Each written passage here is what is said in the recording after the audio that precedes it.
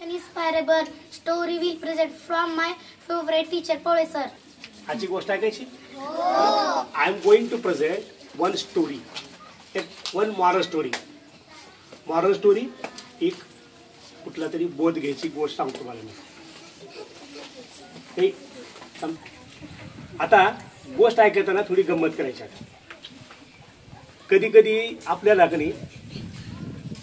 काही कळत नाही, पण कळणं गरजेचं असते. त्या म्हाताऱ्याने काय म्हणलं, ए बाबा तिकडे जायचं रे, मला माझं एक काम कर की. थोडं पुढे गेलं, त्यानं ऐकलं नाही, असं करून बघितलं आणि आपलं आपलं गेलं बाजूला. दुसरं आलं, गरुडे घेऊन जाताना. गरुडे किती होते? गरुडे 2 होते. त्याला म्हणलं, रे तिथपर्यंत घेऊन चल रे, मी तुला कधी काहीतरी देतो रे, मी तुला काय देऊ तुला, तर सोन्याचे नाणे देतो 2, तिथपर्यंत घेऊन चल म्हणलं. तिथपर्यंत घेऊन चल म्हणलं की 2 सोन्याचे नाणे, वा म्हणलं की ह्या लगेच घेतलं गरुडे आणि हळू हळू हळू हळू हळू जिथं नेऊन ठेवायचं तिथे नेऊन ठेवलं. ती म्हातारा मी त्याच्या पाठीमागं थोडं थोडं दमानं चलत चलत चलत होतं. त्या म्हाताऱ्याने काय म्हणलं, पुन्हा थोडं अंतर आहे, तिथं जर थोडं पुढे गेलास तर 5 चांदीचे शिक्के देतो म्हणलं. काय देतो? 5 चांदीचे शिक्के का? वा, मग आपलं फाकते की म्हणलं रे. मग त्यानं 5 चांदीचे शिक्के घेतलं. आता घेतलंच मी असं म्हणलं त्याला. गटुडे घेतलं, पुन्हा पटपट पटपट पटपट पटपट पुढे गेलं आणि तिथं ठेवलं. ठेवून बसलं. लगेच पाठीमागून म्हातारा टक टक टक टक काठी टेकवीत टेकवीत, ए भैया ए तिकडे बघ, टिकवीत टिकवीत टिकवीत पुढे आलं आणि एका मोठ्या दगडावर बसलं असं करून. आणि थोडं त्या मागं कुठतरी पाणी आणलं होतं त्या ह्याच्यामध्ये. ती वेगळीच बाटली होती, ती आपल्यासारख्या बिस्लरीची किंवा प्लास्टिकची बाटली होती. पाणी पिलं आणि पुन्हा अजून त्याच्याकडे बघितलं. बाबा वर टेकडी आहे, त्या टेकडीवर काही 2 गरुडे जात नाही, तर मी तुला 10 सोन्याचे शिक्के देतो.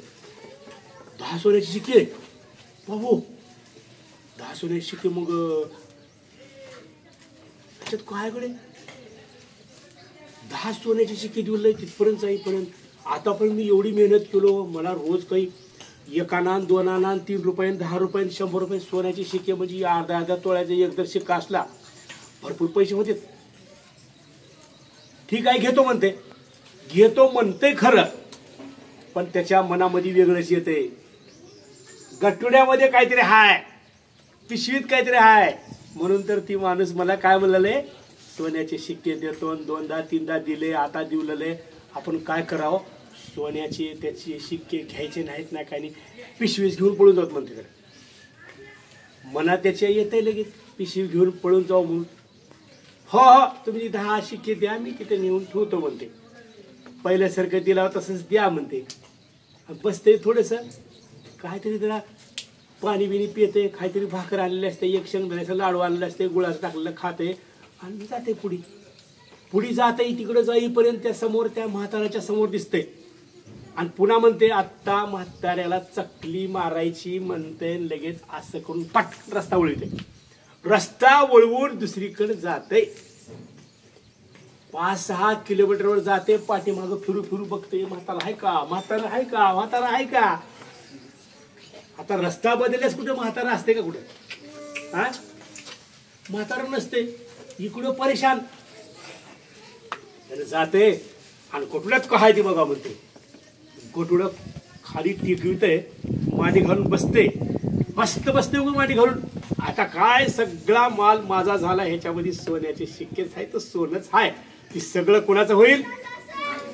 माझं होईल म्हणते. माझं बसते. पहिलं गटुडं उकलते. त्या गटुड्यामध्ये 2 पिशवी असतात, ती दुसरी पिशवी उकलते, तिसरी पिशवी उकलते. मध्ये बघते तर काय दगड आहेत मध्ये. आरा म्हणते, फसलो आपण म्हणते.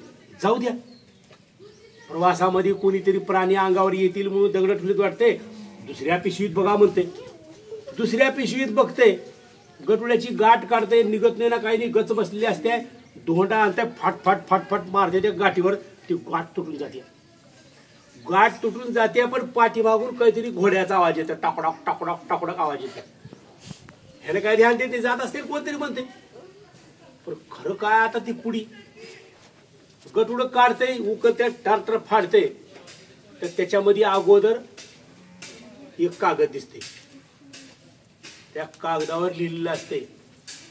काय म्हणते, त्याला वाटते कागद बघितल्या पाहिजे, हा कागदावर नकाशा असेल आणि त्या नकाशाच्या रस्त्यानं जायचं असेल आणि तिथं जाऊन मग सोन्याची खाण असेल, नाहीतर पैसे असतील, हिरे जवाहीर सगळं काहीतरी एवढं मोठं असेल, नाहीतर पैसे ठेवले असतील, तिथले पैसे नेण्यासाठीचा कागदावर नकाशा असेल वाटते. आणि चटकन कागद काढते, कडकड कडकड उघडते आणि बघते तर काय त्याच्यावर लिहिलेलं असते, ही पिशवी राजाची आहे.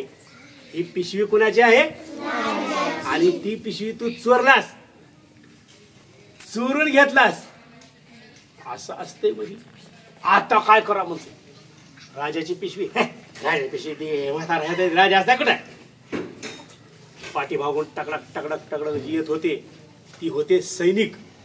परत सैनिक होते, आणि त्या सैनिकाच्या समोरल्या बाजूला कोण होता, राजा होता.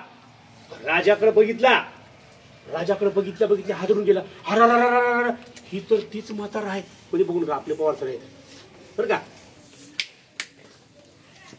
ही तर आपला राजा जवळ जाते. मूर्खा म्हणते, मला सैनिक टेकड्या चढणारे मजबूत असलेले प्रामाणिक सैनिक मी गोळा करत होतो. खरं बोलणारे, टेकड्या चढणारे, अंगात ताकद असलेले, आणि तू म्हणजे लालची निघालास, पकडा ह्याला म्हणते. असले कुठं खोटं वागतात का, हा? राजाची पिशवी त्याने पळून नेला. तुला माहित आहे का, दुसऱ्या पिशवीमध्ये वरी चिठ्ठी होती आणि खालच्या बाजूला दगड होते, आणि दगडाच्या खालच्या बाजूला सोनं होता. असं आहे का म्हणते, पटकन काढते, चट काढते आणि बघते काय खरंच सोनं असते खाली. अरे म्हणते, मी कधी माझ्या मनामध्ये काय आणलो, वाईट विचार आणलो कधी, वाईट विचार आणले चांगलं होते का आपलं, आणायचं का वाईट विचार, हा? चोरी करायची का, मनात सुद्धा आणायचं नाही. चोरी करणारे माणसं नेहमी घाबरून असतात, नेहमी घाबरतात. खरं बोलणारे माणसं असं निगरगट बसते, चोरी करणारे माणसं गोड बोलते. मी काल काय सांगितलं मुलींना, काय विचारलं होतं मी, कोणाला विचारलं होतं, कुठं तुम्हाला कोणता प्रश्न विचारला होता मी, गोड बोलणारे माणसं कडू असतात, आणि चोर सुद्धा गोडच असतात बरं का. गोड बोलणारे माणसं कडू असतात, त्यांचं बोलणं असलं गोड असते की ते आपलं ओळखूच येत नाही. हा सुद्धा चोर कसा होता, इमानदार दाखवला होता परिसुरला, मी प्रामाणिक आहे, दोन द्या. पण त्याच्या पोटामध्ये खरं काय होतं, चोरी करणं होतं. लक्षात तुमच्या, तुम्हाला कुणी जरी असलं काही दिवलं तर तिथल्या तिथं सोडून द्यायचं, तेवढंच काम करायचं. मला जास्त मिळावं, मी चोरून खाईन, कुणाची वही घेईन, कुणाचं पेन घेईन, शेजारच्या तर तांब्या घेईन, शेजारचे पैसे चोरीन, असल्या भानगडीत पडायचं नाही. चोराचं कधीही आयुष्यामध्ये चांगलं झालेलं नाही, कळलं का. एक चोर, त्या चोराची वृत्ती आल्यास काय होते बघा. एका चोराला फाशी देताना विचारलं, सांगा तुमची शेवटची इच्छा काय. त्यानं सांगितलं, काही नाही, माझ्या आईला गळ्याला मिठी मारायचे. फाशी ठरली होती, इकडं फाशीची दोरी तयार केली होती. फाशीची दोरी माहिती का तुम्हाला, फाशीची दोरी तयार करायची असते ती नवीन, आणि फाशी दिलं का ती सुद्धा जाळून टाकायची असते, पुन्हा ठेवत नसते. त्यांना विचारलं, सकाळी 7 वाजता तुला फाशी द्यायचे, तू चोऱ्या केलास, मोठा दरोडा घातलास, आतापर्यंत खून केलास, बऱ्याच जणांचे घर लुटलास, म्हणून तुला फाशी शिक्षा ठरवली आहे. उद्या फाशी आहे, तुझी शेवटची इच्छा सांग. कुणाला बी फाशी देण्याच्या अगोदर शेवटची इच्छा विचारली जाते. शेवटची इच्छा विचारल्यास त्याने सांगितलं, काही नाही, मला माझ्या आईला गळ्या मिठी मारायची म्हणलं. आणि मग ठरलं. तिकडून आई आली, त्याने इकडून आला, तिकडे पोलिस थांबलेत, पटकन गेले जवळ एकमेकाच्या, आईच्या गळ्याला मिठी मारलं. आणि मिठी मारताना काय, कानाला इतकं जोरात चावलं मुलानं की कानाचा तुकडाच पडला आईच्या. सगळे ओढलाले त्याला, ओढलाले, इकडे हो बाजूला, इकडे हो बाजूला, आईच्या कानात चावतोस का? कळते का तुला? आईच्या कानाचा तुकडा पडला, रक्त गळत होतं. आई असं कान धरून 2-3 चापटा मारत होती. मूर्खा, आईला चावतोस का? तुला आईनं मोठं केलं की? त्याला सरकला बाजूला आणि म्हणला तुझ्यामुळे झालं म्हणलं सगळे.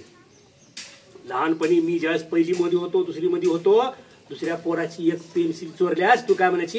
बरं झालं आणलास. पेन्सिल तुला होती आहे.